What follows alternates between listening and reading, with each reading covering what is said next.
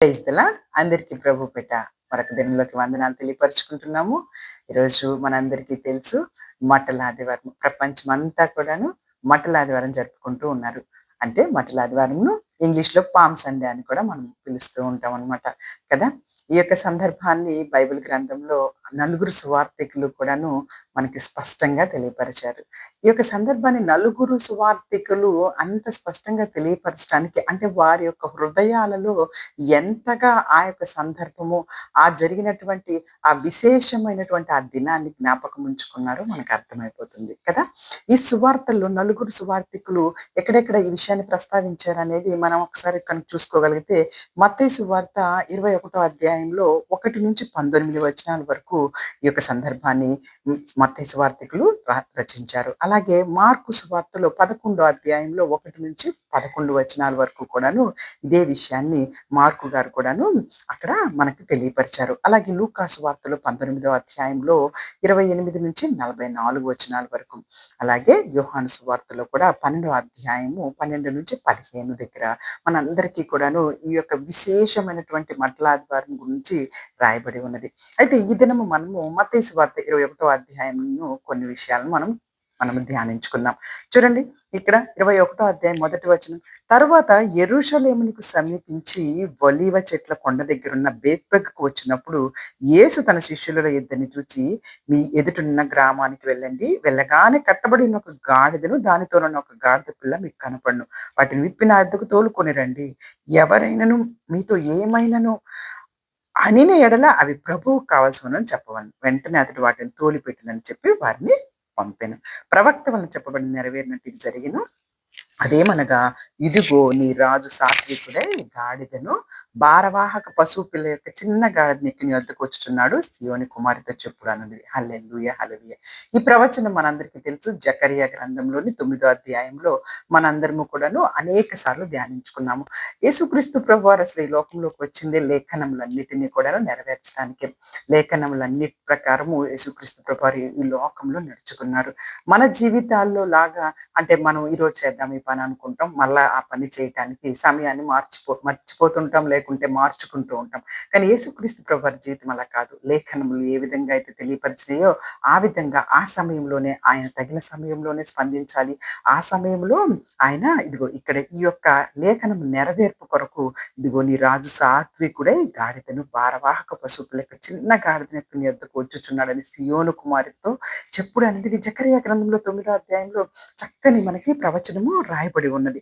అలాగే ఇక్కడ మనందరికీ తెలుసు. చూడండి యేసుక్రీస్తు ప్రభువారు ఆ యొక్క గ్రామంలోకి ప్రవేశించిన తర్వాత అక్కడ కట్టబడి ఉన్నటువంటి గాడిద పిల్లను వాటిని తోలుకొని రండి అని దేవుడు తెలియపరుస్తూ ఉన్నారు. ఈ యొక్క సందర్భంలో యెరూషలేమునకు యేసుక్రీస్తు ప్రభువారు ఇంతకు ముందు కూడాను వచ్చి ఉన్నారు. కానీ ఆ సందర్భాల కంటే కూడాను ఈ సందర్భంలో ముఖ్యంగా యేసుక్రీస్తు ప్రభువారు తనను తాను రాజుగా బహిరంగంగా ప్రవేశం చేస్తున్నటువంటి సందర్భం అన్నమాట. ఈ సందర్భంలో చూడండి ప్రభువారికి 3 అనుభవాలు ప్రాముఖ్యంగా ఇక్కడ కనిపిస్తూ ఉన్నాయి. 3 అనుభవాలు. ఆ యొక్క 3 అనుభవాలు ఏంటి అంటే మొట్టమొదటగా ఆయనను స్తుతిస్తూ ఆరాధిస్తున్నటువంటి వారిని చూచి దేవుడు చాలా ఆనందిస్తూ ఉన్నారనమాట. యేసు ప్రభువారు ఆనందిస్తున్నట్టుగా మనం చూస్తూ ఉన్నాము. రెండోది ఈ యొక్క అధ్యాయంలోనే మనందరం చూసుకోగలిగితే యేసు ప్రభువారు ఆవేశపడినట్టు కూడా చూస్తూ ఉన్నాం అనమాట. అలాగే మూడోది యేసు ప్రభువారు ఆవేదన చెందినట్టుగా కూడా చూస్తూ ఉన్నాము. మొట్టమొదటిది ఆనందించారు, రెండోది ఆవేశపడ్డారు, మూడోది ఆవేదన చెందారు. ఎందుకు ఆనందపడ్డారు, ఎందుకు ఆవేశపడ్డారు, ఎందుకు ఆయన ఆవేదన చెందారు అన్న కనుక విషయాలు మనం కనుక ఈరోజు చూసుకోగలిగితే చూడండి మనందరికీ తెలుసు. గాడిదను అక్కడ గాడిద అనేది ఒక టైం నుంచి కూడా మనందరికీ పాత నిబంధనలో కూడాను, లేవీకాండంలో కూడా అది కొంచెం అపవిత్రమైనటువంటి జంతువుగా లోకం చూస్తూ ఉంటుంది. కానీ యేసుక్రీస్తు ప్రభువారు ఆ అపవిత్రమైనటువంటి జంతువును ఎంచుకోవడానికి కారణం ఏంటంటే అపవిత్రమైన మానవ జీవితాన్ని రక్షించడానికి వచ్చానని అందరికీ ఆయన సాదృశ్యంగా తెలియపరచడానికే.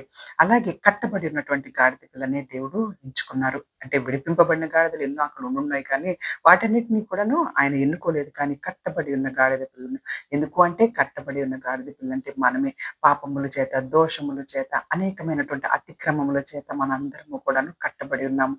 అలాంటి కట్టబడి ఉన్న మనల్ని విడిపించడానికి యేసుక్రీస్తు ప్రభువారు లోకంలోకి వచ్చారన్న సాదృశ్యాన్ని దేవుడు తెలియపరుస్తూ ఉన్నారు. ఇంక నువ్వు గాడిదను చూసుకుంటే మనందరికీ తెలుసు ఆ యొక్క స్వరము కూడా అంతగా గాడిద స్వరము బాగోదు. అయినప్పటికీ దేవుడు మన జీవితాల్లో కూడాను మన స్వరాలను చూడట్లేదు. మన యొక్క అందాన్ని చూడట్లేదు. మన యొక్క అపవిత్రమైన జీవితాలను చూడట్లేదు ఆయన. ఇదిగో నువ్వు ఏ విధంగా ఉంటే ఆ విధంగా నా దగ్గరకొచ్చేసేయమని చెప్పి దేవుడు కోరుకుంటూ ఉన్నారు. హల్లెలూయా! హల్లెలూయా! ఇంకను గాడిద అనేకమైనటువంటి భారాలను మోస్తూ ఉంటుంది కదా! ఆ దినాల్లో కానీ, మనకి ఈ దినాల్లో కానీ మనం చూస్తే గాడిదని ఎక్కువగా ఏవైనా సరే మోయడానికి ఉపయోగిస్తూ ఉంటారు. దేవుడు కూడా మన భారాలన్నిటిని కూడా మోస్తున్నటువంటి మనల్ని, ఆ భారాలన్నిటిని నా మీద వేసి మీరు స్వతంత్రులుగా బ్రతకమని మనందరినీ కూడా పిలుస్తూ ఉన్నారు. వీటన్నిటికి సాదృశ్యమే గాడిదలను దేవుడు ఎంచుకోవడానికి కారణము. అక్కడ మనం తర్వాత చూసుకోగలిగితే మత్తయి సువార్తలో 21 అధ్యాయం 6 వచనంలో శిష్యులు యేసు తాముకు ఆజ్ఞాపించిన ప్రకారమే చేసి ఆ గాడిదను దాని పిల్లను తోలుకొనొచ్చి వాటి మీద తమ బట్టలు వేయగా ఆయన బట్టల మీద కూర్చుండెను. జనసమూహములు అనేకులు తమ బట్టలు దారి పొడుగున పరిచిరి. కొందరు చెట్ల కొమ్మలు నరికి దారి పొడుగున పరిచిరి. జనసమూహములు ఆయన ముందు వెళ్ళుచుండిన వారు, వెనక వచ్చుచుండిన వారు, దావీదు కుమారునికి జయము, ప్రభువు పెరట వచ్చువాడు స్తుతింపబడును గాక, సర్వోన్నతమైన స్థలముల్లో జయమని కేకలు వేయుచుండిరి. హల్లెలూయా! హల్లెలూయా! చూసారా? అక్కడ యేసుక్రీస్తు ప్రభువారు ఆనందించినటువంటి ఆ సందర్భము. ఎందుకంటే ఇదిగో అక్కడున్నటువంటి వారందరూ కూడాను ఎంతో సంతోషంతో దావీదు కుమారునికి జయము, ప్రభు పేరిట వచ్చువాడు స్తుతింపబడును గాక అని చెప్పేసేసి ఎన్నో రకాలైనటువంటి స్తుతులతోటి ఆయనను స్తుతిస్తూ ఉన్నారనమాట. యేసుక్రీస్తు ప్రభువారు చాలా సంతోషిస్తూ ఉన్నారు. యేసుక్రీస్తు ప్రభువారు ఎప్పుడూ కూడాను మన స్తుతులను బట్టి ఆనందించేటటువంటి దేవుడండి. ఇదిగో ఆయన దగ్గర అనేకమైన మేలులు పొందుకున్న జనులు అనేకమైనటువంటి హ్మ్, హ్మ్, వారి జీవితాల్లో పొందుకున్న స్వస్థతలను మరిచిపోయి దేవుడిని స్తుతించడం మానేస్తున్నారు ఈ రోజుల్లో. కానీ ఇదిగో దేవుడు ఇక్కడ మరి మనకు తెలియపరుస్తున్నారు. ఆయన ఆనందించారంట ఆ యొక్క సందర్భంలో.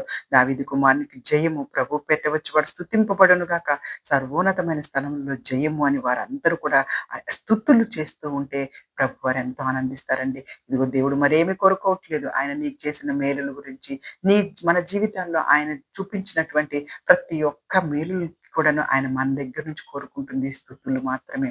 ఆయనను స్తుతిస్తూ ఆయన అనుకున్న విధంగా మనము బ్రతకడమే దేవుడు కోరుకుంటూ ఉన్నారు. ఆ విధమైన జీవితాల్లోకి మనందరము కూడా వెళ్ళాలని దేవుడు కోరుకుంటూ ఉన్నారు.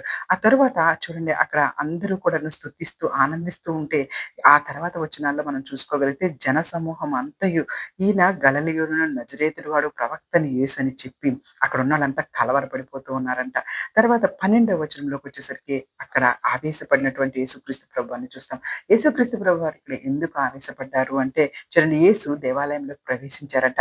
ఆయన యెరూషలేము దేవాలయంలోకి ప్రవేశించి, ఆ క్రయ విక్రయములు చేయు వారందరిని వెళ్ళగొట్టి, రూకలు మార్చువారిని, బల్లలను, గువ్వలమ్ము వారి పీఠములు పడద్రోసి, నా మందిరం ప్రార్థనా మందిరం అనబడునని వ్రాయబడి ఉన్నది. అయితే మీరు దానిని దొంగల గుహగా చేసిడివారనెను. చూసారా? ఎందుకు యేసుక్రీస్తు ప్రభువారు ఆవేశపడ్డారు అంటే, ఎందుకు కోపపడ్డారు అంటే, ఇదిగో మనకు అనుకుంటూ ఉండొచ్చు. ప్రభువారికి కూడా కోపం వస్తుందా అంటే, అవును ప్రభువారికి కూడా కోపం వచ్చిన సందర్భాలు ఇక్కడ మనకు కనపడుతూ ఉన్నాయన్నమాట. బయట ఉన్నవారేమో అనేకమైనటువంటి స్తుతులతోటి యేసుక్రీస్తు ప్రభువారిని ఆహ్వానిస్తూ ఉన్నారు. బయట ఉన్నవారే ఇంతగా స్తుతులు ఆరాధిస్తూ ఉన్నారు అంటే, ఆలయం లోపల ఇంకా ఎన్నో రకాలైనటువంటి స్తుతులు, ఆరాధనలు ఉంటాయనే కదా ఎవరమైనా ఎక్స్‌పెక్ట్ చేస్తాము. సో, బయట ఉన్నవారు ఆరాధనలు అందుకుంటూ యేసుక్రీస్తు ప్రభువారు ఆలయంలోకి ప్రవేశించేసరికి అక్కడ లోపల ఆరాధనలు లేవండి. స్తుతులు లేవు, ఆరాధనలు లేవు. అక్కడేం జరుగుతూ ఉంది అంటే వ్యాపారం జరుగుతూ ఉంది. వ్యాపారం కూడా ఎలాంటి వ్యాపారం జరుగుతూ ఉందంటే చూడండి అక్కడ యేసుక్రీస్తు ప్రభువారు క్రయ విక్రయములు చేయవారందరినీ వెళ్ళగొట్టి రూకలు మార్చువారిని, బల్లలను, గువ్వలమ్ము వారి పీఠములు. అంటే వచ్చే వారం పస్కా పండుగ ఉంది కాబట్టి ఆ పస్కా పండగకి సంబంధించినటువంటి భయంకరమైనటువంటి వ్యాపారం అక్కడ జరుగుతూ ఉందన్నమాట. అంటే అనేక మంది వేరే దేశాల వాళ్ళు వస్తేనేమో వారికి డబ్బులు సేమ్ అంటే ఇక్కడున్నటువంటి ధనాన్ని మార్చుకునేది వ్యాపారం జరుగుతుంది. రెండోది పస్కాకి వధించాల్సినటువంటి ఆ యొక్క బలులు అర్పించడానికి చాలామంది వారు చాలా రకాలుగా తీసుకొచ్చుకుంటారు కదా! వాటన్నిటిని కూడాను అక్కడ కొనుక్కుంటూ ఉన్నారనమాట. కొంతమందేమో గువ్వలను కొనుక్కుంటున్నారు. కొంతమందేమో పశువులను, కొంతమంది ఆవులు, దూడలు వీటన్నిటిని కొనుక్కుంటూ అక్కడ ఆ పరిస్థితి అంతా కూడా ఎలా ఉంది అంటే వ్యాపార పరిస్థితి నెలకొల్పబడి ఉందనమాట. అది చూసి యేసుక్రీస్తు ప్రభువారు చాలా ఆవేశపడ్డారు. బయటేమో స్తుతులుంటే లోపల ఇంకా మంచి స్థుతులు, ఆరాధనలు ఉంటాయని చెప్పేసి దేవుడు వస్తే, అక్కడ ఆరాధనలు లేవు సరిగదా! అక్కడ అంతా గూడాను భయంకరమైనటువంటి వ్యాపారం జరుగుతుంది. అందుకే ఆయన ఆవేదన పడ్డారు, ఆవేశపడ్డారు. చూడండి, వెంటనే యేసుక్రీస్తు ప్రభువారు వారందరిని చూసి ఏమంటూ ఉన్నారంటే, "ఇది నా మందిరము, ప్రార్థనా మందిరం అని వ్రాయబడి ఉన్నదైతే మీరు దాన్ని దొంగల గుహగా చేసి ఉన్నారు. నా మందిరాన్ని ప్రార్థనా మందిరం అని ఉంటే మీరేమో ఇక్కడ ఏం చేస్తూ ఉన్నారు? దొంగల గుహలా మీ వ్యాపారాలు మీరు చేసుకుంటూ ఉన్నారు. వద్దండి. ఆ విషయాల్లో మనం చాలా జాగ్రత్తగా ఉండాలి. దేవుని యొక్క దేవాలయంలో దేవుడు నివాసం చేస్తూ ఉన్నారు. ఈరోజైతే మన హృదయం అనే దేవాలయంలోనే దేవుడు నివాసం చేస్తూ ఉన్నారు. ఆ రోజు ఆ దేవాలయం అలా అయిపోతుంటేనే ప్రభువారు సహించలేకపోతున్నారు. మనందరికీ తెలుసు. ఆ రోజు యెరూషలేములోకి ఏ విధంగా అయితే యేసుక్రీస్తు ప్రభువారు ప్రవేశించారో మరలా రెండో రాకడలో ఆయన మరలా మనకి ప్రవేశించబోతూ ఉన్నారు ఈ లోకంలోకి. మరి మరలా ఆయన ప్రవేశించబోయేసరికి గూడా పరిస్థితులు ఇలానే ఉన్నాయా? ఒకసారి మనల్ని మనం పరిశీలించుకోవాలి. స్తుతించే వారంతా బయటున్నారు. ఆ లోపల ఉన్న వారంతా కూడాను క్రయ విక్రయాలతోటి చాలా చాలా బిజీగా ఉన్నారు. మరి అలాంటి పరిస్థితులు ఒకవేళ మన జీవితాల్లో ఉంటే మనల్ని మనం ఈ దినమే సరిచేసుకోవాలి. హల్లెలూయా! అలాగే ఆవేదన పడినటువంటి యేసుక్రీస్తు ప్రభువారిని కూడా మనము చూస్తూ ఉంటాం. ఎందుకంటే చూడండి, అక్కడ మత్తయి సువార్త 21 అధ్యాయంలో 16, 15, 16 చూస్తే, "కాగా ప్రధాన యాజకులు, శాస్త్రులు ఆయన చేసిన వింతలను, దావీదు కుమారునికి జయమని దేవాలయంలో కేకలు వేయుచున్న చిన్న పిల్లలను చూచి కోపముతో మండిపడి, వీరు చెప్పుచున్నది వినుచున్నావా అని ఆయనను అడిగిరి. అందుకు యేసు, వినుచున్నాను. బాలుర యొక్కయు, చంటి పిల్లల యొక్కయు నోట స్తోత్రం సిద్ధింపచేసినని మాట మీరు ఎన్నడూను చదవలేదా అని వారితో చెప్పి, వారిని విడిచి పట్టణం నుండి బయలుదేరి బేతన్యాకు వెళ్ళి అక్కడ బస చేశాను. హల్లెలూయా! హల్లెలూయా! చూసారా? ఇక్కడ, ఇక్కడ ప్రధాన యాజకులు, శాస్త్రులు అండి. వీళ్ళే అక్కడ అన్నీ కూడాను అడ్డం చెప్తున్నవారు. అక్కడ దావీదు కుమారునికి జయమని కేకలు వేయుచున్న చిన్న పిల్లలంట కోపంతో మండిపడుతున్నారంట వాళ్ళంతా గూడాను. "మీరు చెప్పుచున్నది వినుచున్నావా?" అని యేసుక్రీస్తు ప్రభువుని అడుగుతుంటే, యేసు ప్రభువారు ఏమన్నారంటే, "బాలుర యొక్కయు, చంటి పిల్లల యొక్కయు నోటి స్తోత్రం సిద్ధింపజేసేదనే మాట మీరెప్పుడు చదవలేదా?" అని వారిని హెచ్చరిస్తూ ఉన్నారనమాట.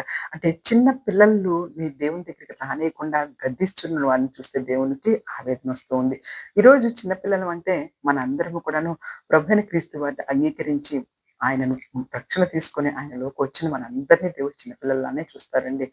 మనకింకా కూడాను అనేకమైనటువంటి అనుభవాలతోటి ప్రభువైన క్రీస్తు వారి వాక్యంతో బలపడే వరకు కూడా మనల్ని ఆయన చిన్న పిల్లలుగానే చూస్తారు. ఇలా ఆయన దగ్గరకు వస్తున్న వారిని ఆటంకపరుస్తున్నటువంటి అనేక మందిని చూసి దేవుడు ఆవేదన పడుతూ ఉన్నారు. అక్కడ ప్రధాన యాజకులు, శాస్త్రులే. వారికి శాస్త్రం తెలుసు. ప్రధాన యాజకులుగా పనిచేస్తూ ఉన్నారు. వారికి అన్నీ కూడా లేఖనాలు తెలుసు. లేఖనాల ప్రకారం ప్రభువైన క్రీస్తు వారు వస్తూ ఉన్నారని తెలిసినా కానీ దానిని అంగీకరించడానికి వారికి ఇష్టం లేదు. ఎందుకంటే వారికి అసూయ, ద్వేషాలతోటి నిండిపోయి ఉన్నారు. ప్రభువైన క్రీస్తు వారికి వస్తున్నటువంటి ఆ గొప్ప పేరు వీరెవరికీ రావట్లేదు.